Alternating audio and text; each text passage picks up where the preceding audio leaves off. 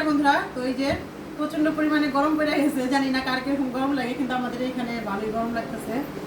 তার জন্য এই যে আজকে তেঁতুল আর টমেটো ভর্তা করবো, ভর্তা না মাখা করবো, তারপরে একসাথে খাবো। এই যে লবণ নিয়ে নিলাম, তারপরে হচ্ছে তেঁতুল,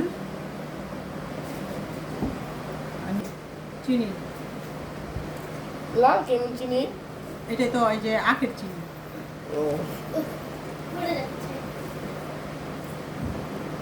মাখবো সবগুলো।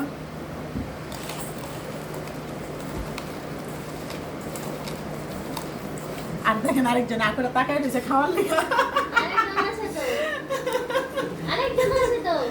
সেই স্বাদ না? আরেকজন দেখছে। তো আমরা একটু গরম করলে এই জিনিসটা খাই, চৈত্র মাসে বেশি মজা লাগে, তাই না?